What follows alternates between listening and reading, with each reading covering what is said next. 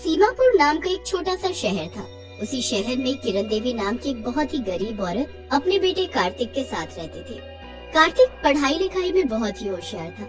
एक दिन की बात है, कार्तिक स्कूल से खुशी खुशी अपने घर आता है और अपनी माँ किरण देवी से कहता है, माँ, पूरे स्कूल में सिर्फ मेरे ही सभी एग्जाम में सबसे अच्छे नंबर आए हैं और मुझे 12th क्लास में प्रथम स्थान मिला है। माँ, अब मुझे किसी ऐसे वैसे कॉलेज में पढ़ाई नहीं करनी, बल्कि अच्छे और बड़े कॉलेज में दाखिला लेना है। बेटा, तू तो जानता ही है कि तेरे पिताजी के मरने के बाद से हमारे घर के हालात काफी बिगड़ गए हैं और मैं फैक्ट्री में काम करके भी उतना नहीं कमा पाती कि तेरा बड़े कॉलेज में दाखिला करा सकूं। पर तू चिंता मत कर, मैं दिन रात मेहनत करके कुछ न कुछ तो इंतजाम कर ही लूंगी कि तेरा बड़े कॉलेज में दाखिला हो सके। माँ, अब आपका बेटा छोटा नहीं रहा है, जवान हो गया है, इसीलिए मैं भी आपके साथ फैक्ट्री में काम करने चलूंगा और जब कॉलेज में मेरा एडमिशन हो जाएगा तब मैं पढ़ाई भी कर लूंगा। ऐसा बोलकर कार्तिक भी अपनी माँ के साथ फैक्ट्री में काम करने के लिए चल देता है। तभी कार्तिक देखता है कि फैक्ट्री का मालिक सभी मजदूरों की तनख्वाह का हिसाब लगा रहा है और उन्हें उनकी तनख्वाह के कम पैसे उनके हाथ में थमा रहा है। कार्तिक मालिक के पास जाता है और बोलता है, मालिक, आपने बिरजू काका को उनकी तनख्वाह के बस 10,000 रुपए ही दिए हैं, जबकि 30 दिन के हिसाब से उनके 15,000 रुपए बनते हैं। अरे ओ कार्तिक बेटा, ज्यादा हिसाब किताब मने ना समझा तू और चुपचाप जाकर साइड में खड़ा हो ले, हैं? नहीं तो थारे लिए सही ना होवेगा।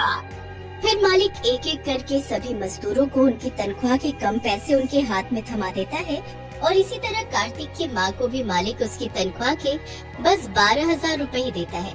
ये सब देखकर कार्तिक को बहुत गुस्सा आता है। वो सभी मजदूरों के पास जाता है और बोलता है, आप सब मजदूर ये क्या कर रहे हो? अरे, मैंने खुद खड़े होकर देखा है और हिसाब लगाया है कि ये मालिक तुम लोगों के साथ धोखा कर रहा है। तुम सभी को तनख्वाह के कम पैसे दे रहा है और माँ, आपके तो महीने के 20,000 रुपए बनते हैं और उसने आपको 12,000 रुपए हाथ में थमा दिए। अरे बेटा, अब हम लोग कर भी क्या सकते हैं? अरे, अब हम लोगों को हिसाब किताब तो करना आता नहीं है, इसीलिए मालिक जितना पैसा दे देते हैं हम उतना पैसा रख लेते हैं। एक तो बेटा हम लोग गरीब हैं, ऊपर से अनपढ़ भी, इसीलिए हम लोग अपने हक के लिए किसी से लड़ भी नहीं सकते। तभी वहाँ मालिक आ जाता है। अरे क्या बात है कार्तिक, हैं? तुम जरा पढ़ लिख क्या गए हो तो मेरे मजदूरों को मेरे खिलाफ भड़काओगे? अगर तूने ऐसा वैसा कुछ भी करा ना तो तेरी खैर ना है। चल अब अपनी माँ को लेकर निकल जा मेरी फैक्ट्री से और फिर कभी मैंने अपनी शक्ल मत दिखा दिए, समझा? मालिक, एक तो आप गरीबों को लूटते हो और मुझे धमकी देते हो। तुम्हारी तो मैं पुलिस में कंप्लेंट करूँगा, कंप्लेंट। ऐसा बोलकर कार्तिक अपनी माँ के साथ अपने घर चला जाता है और माँ को घर छोड़कर पुलिस स्टेशन जाने लगता है कि तभी मालिक अपनी कार में बैठकर कार्तिक का पीछा करते हैं और मौका देखते ही कार्तिक का अपनी कार से एक्सीडेंट करके भाग निकलता है और अपने घर जाकर मन ही मन बोलता है, अरे बड़ा है पुलिस को हमारी कंप्लेंट करने वाला। अब ना रहेगा कार्तिक और ना होगी हमारी कंप्लेंट। एक्सीडेंट होने से कार्तिक की मौत हो जाती है और वो एक डरावना भूत बन जाता है। कार्तिक की मौत की खबर सुनते ही कार्तिक की माँ को दिल का दौरा पड़ता है और वो भी उसी वक्त अपना दम तोड़ देती है। मेरी माँ भी ये दुनिया छोड़कर चली गई। बेचारी दिन रात मुझे पढ़ाने के लिए मेहनत किया करती थी। काश मेरी माँ भी पढ़ी लिखी होती तो आज उसे ये दिन न देखना पड़ता। पूरी जिंदगी फैक्ट्री में काम करके गरीबी में न बितानी पड़ती। ऐसा बोलकर भूत वहाँ से चला जाता है। भूत एक मार्केट में जाता है और देखता है कि एक आदमी भीख मांग रहा है। उसी के पास एक औरत ने सब्जी का ठेला लगाया हुआ है। भूत गायब होकर उस सब्जी वाले के पास जाकर खड़ा हो जाता है। तभी उस सब्जी वाले के पास एक आदमी सब्जी लेने आता है। ओ सब्जी वाली, मुझे 1 किलो भिंडी, 1 किलो आलू और प्याज, टमाटर और खीरा तो देना जरा। सब्जी वाली जल्दी से सारी सब्जी तौलकर उस आदमी को देती है और सब्जी के पैसे जोड़ने लगती है। तभी सब्जी खरीदने वाला आदमी उस औरत को 400 रुपए हाथ में थमाता है और बोलता है, ओहो, अरे हिसाब लगाने में कितना टाइम लगा रही हो बहन। चलो, तुम्हारी सब्जी के 400 रुपए बनते हैं। नहीं साहब, मुझे लगता है कि आपका हिसाब गलत है। मेरी सब्जी तो 500 रुपए की हुई है। हिसाब लगाना आता नहीं और मुझे बोलती है कि मैं तुझे कम पैसे दे रहा हूँ। चल, अब पकड़ अपनी सब्जी के 400 रुपए। हाँ। ऐसा बोलकर वो आदमी सब्जी लेकर वहाँ से चला जाता है। भूत ये सब देखकर बड़ा हैरान होता है और वहाँ से चला जाता है। और जैसे ही रात होती है तो भूत गरीब और अनपढ़ लोगों को उनके घर से गायब करके अपने साथ ले आता है। सभी लोग अपने आप को एक सुनसान जगह पर इस तरह से अचानक देखकर काफी घबरा जाते हैं कि तभी उन सभी को अपने सामने एक डरावना भूत दिखाई देता है। सभी लोग काफी डर जाते हैं और भूत को देखकर चिल्लाने लगते हैं। भूत उन सभी से कहता है, तुम सभी को मुझसे डरने की कोई जरूरत नहीं है, क्योंकि मैं तुम्हें कोई नुकसान नहीं पहुंचाऊंगा, बल्कि मैं तो तुम सभी को शिक्षा देना चाहता हूँ। क्योंकि आज दिन भर में मैंने देखा कि किस तरह से लोग तुम्हारी गरीबी और अनपढ़ होने का फायदा उठाते हैं। भूत एक भिखारी के पास जाकर खड़ा होता है और बोलता है, तुम भीख क्यों मांगते हो? अरे भूत भाई, अगर हम भीख नहीं मांगेंगे तो अपना पेट कैसे भर पाएंगे? अब हम पढ़े लिखे तो है नहीं और ना ही हमारा कोई घर बार है, तो आप ही बताओ कि भीख ना मांगे तो क्या करें जिससे हम अपना पेट भर सके?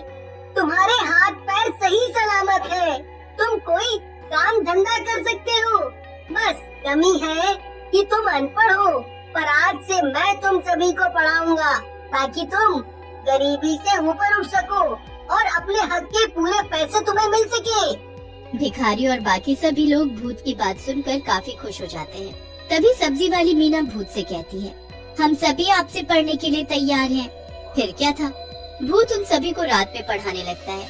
वो भिखारी हो या फैक्ट्री में मजदूर या फिर गली गली कूड़ा बिनने वाला, वे लोग पूरे मन से भूत से पढ़ने लगते हैं। भूत को भी उन सभी गरीब लोगों को पढ़ाने में काफी अच्छा लगता है। फिर रोज रात को कुछ घंटे भूत सभी गरीबों को पढ़ाने लगता है। इस तरह सभी गरीब लोगों को पढ़ाते हुए भूत को कुछ समय बीत जाता है।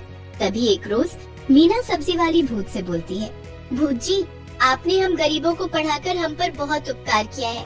पता है भूत जी, मेरा बचपन से सपना था कि मैं खूब पढ़ाई लिखाई करूं, पर माँ पिताजी ने गरीबी के कारण मुझे स्कूल नहीं भेजा, क्योंकि उस समय में भी स्कूलों में अपने बच्चों को पढ़ाना गरीबों के बस की बात नहीं थी।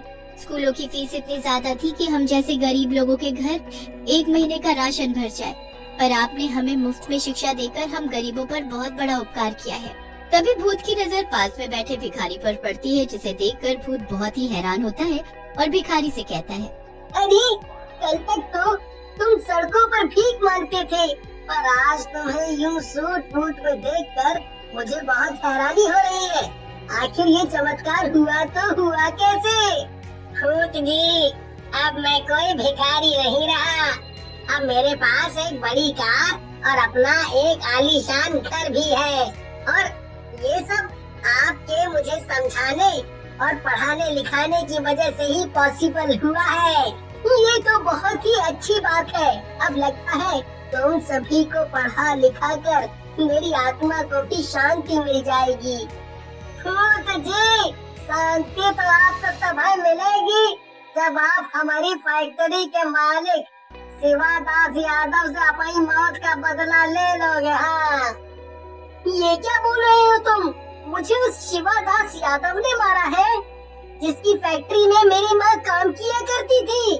जी भूत जी, एक दिन हमने मालिक को किसी से बात करते सुना था कि उन्होंने कैसे अपनी कार से कार्तिक को कुचल कर मार डाला।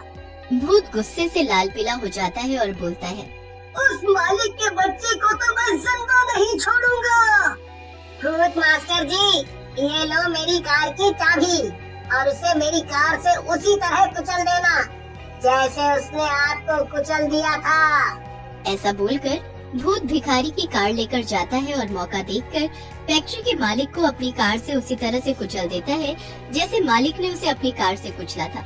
मालिक की मौत से भूत की आत्मा को भी शांति मिल जाती है और वो वहाँ से गायब हो जाता है।